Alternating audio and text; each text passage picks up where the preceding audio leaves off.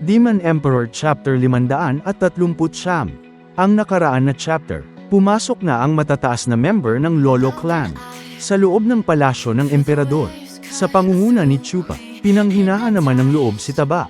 Nang makita niya line-up ng Lolo Clan gaano katibay, nagpapatuloy. Kapatid kong Chupa, kailangan mo pa bang kunin ang lahat? At wala ka nang itinira sa akin. Ngayon mag-isa na lang ako sa ere. Ano na ang gagawin ko ngayon? Dahil wala na, kahit isa ang pwedeng makatulong sa akin.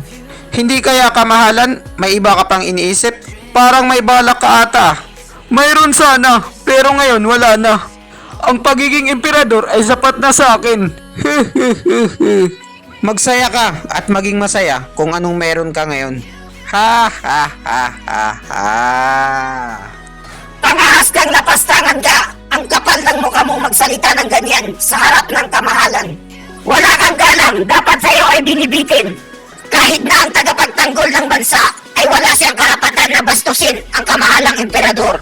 Medyo na high blood si Chupa sa mga narinig niya dahil medyo pasikat ang isang ito. Napapikit na lang siya at kinontrol ang kaniyang galit dahil makakapatay siya ng aso nang wala sa oras dahil tahol ito ng tahol. Taba, anong masasabi mo? Uupakan ko na ba? Walang hiya kang lapastangan ka! Anong tinawag mo sa kamahalang emperador? Ano bang gagawin natin sa maingay na to? Putak ng putak. Hindi siguro kilala ng mga ministro si Chupa na kinakapatid ni Taba. Na-stress na si Taba dahil nagkaroon ng sagutan si Chupa at yung isang ministro. Inaatake na naman siya ng kanyang obesity o labis na katabaan. Mga kawal, alisin niyo siya dito at ipadala niyo siya sa kabilang mundo. Tama lang yan!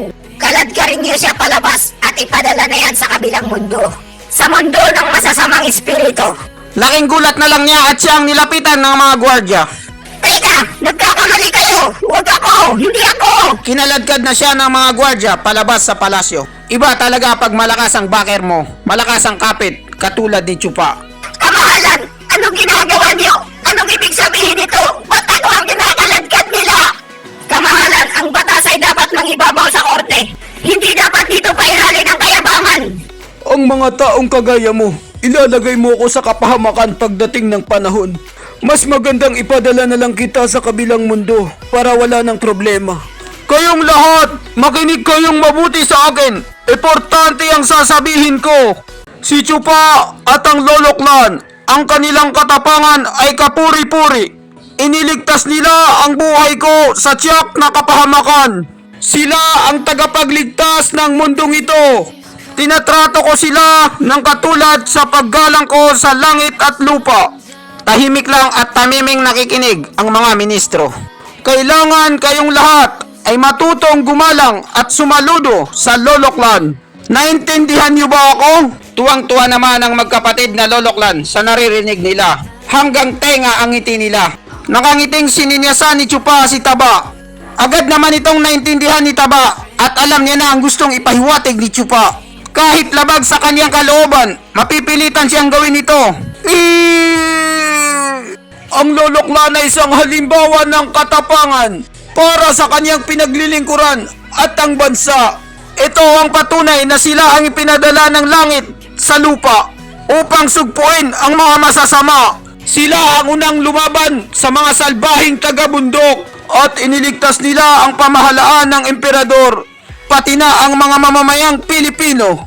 Seryosong seryoso si Taba sa kanyang talumpati. At ngayon ay dinideklara ko ang Lolo Clan na pinakamagandang bahay sa balat ng lupa. Sila ang may hawak ng susi sa pamamahala sa buong Luzon. Sila ang mga ngasiwa sa lahat ng hukbo ng sandataang lakas ng Luzon. Sila rin ang mga ngasiwa sa lahat ng kayamanan dito para depensahan ang ating bansa. At tulungan ako sa paggabay sa mga mamamayang Pilipino. Kahit labag sa kalooban ni Taba, kailangan niyang gawin to dahil pepektosan siya ni Chupa.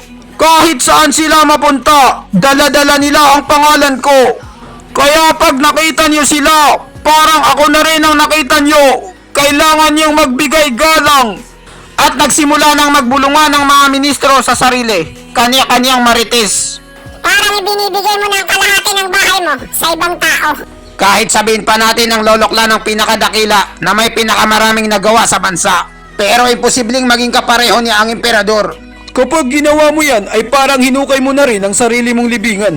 Paano na ngayon ang mangyayari sa iyo, Inclan? Ang pamumuno nila sa bansa. Ano kaya ang problema ng utak ng bagong emperador? Ipinamigay niya ang lupain na minana niya sa kanyang ama.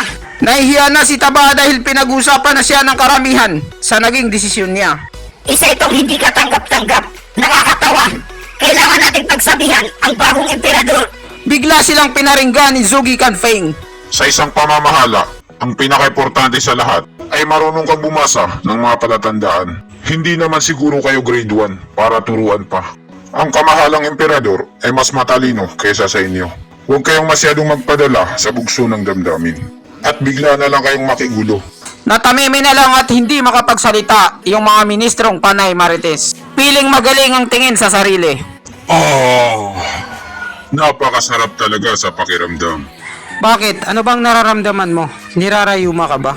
Taba, kung wala ka nang sasabihin sa amin, hindi na namin sasayangin ang ibang oras namin dito. Time is gold. Alis na kami at hindi mo na kami kailangan ihatid palabas. Mag-celebrate na lang kayo dito sa loob. Teka lang, may sasabihin ako sa iyong importante. At biglang napahinto sa paglabas si Chupa at napalingon kay Taba.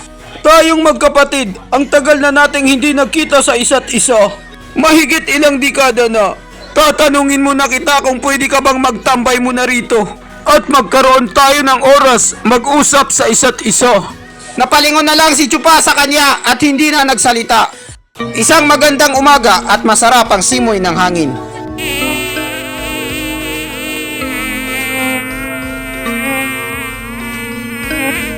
Kapatid ko, natatandaan mo pa ba yung mga oras na tayo ay nagsumpaan bilang magkapatid sa Wingasa City? Prinsipe pa ako noon at ikaw naman ay isang katulong at kasambahay sa isang mahirap na pamilya lang. Pero tignan mo kung ano tayo ngayon. Isa na akong hari na namumuno sa bansa at ikaw naman ang tunay na tagapamahala ng buong Luzon. Talagang napakabilis ng panahon. Parang pito lang. Taba, nagsasayang ka lang ng oras dito. Ang dami mong dama. Diretsuhin mo na ako at sabihin mo na ang gusto mong sabihin. Pet malu talaga si Chupa. Direct to the point pag nagsalita. Ang ibig ko lang namang sabihin ay naglalakad kang mag-isa na kasama ako sa loob ng palasyo at wala kang bodyguard. Isa lang ang ibig sabihin nun, may tiwala ka talaga sa pagiging magkapatid natin. Ang sabihin mo, wala ka lang talagang ibubuga. Lahat ng mga bata mo ay hindi nila ko kayang tapusin. May hinang nilalang lang sila. Bigla na lang nahiya si Taba dahil sa sinabi ni Chupa. Pinaparinggan niya si Funky Way. Kapatid ko, alam ko na isa kang tuso at malakas sa buong kalupaan. Pero pwede bang wag mo naman akong masyadong sinasaktan sa bawat oras na bumubuka ang bunganga mo? It hurts! Kanina pa ako nagsasalita rito na tungkol sa pagkakaibigan natin para lalo pa tayong maging close sa isa't isa. Tapos bigla mo na lang akong babastidin gamit ang 3 linya lang ng salita.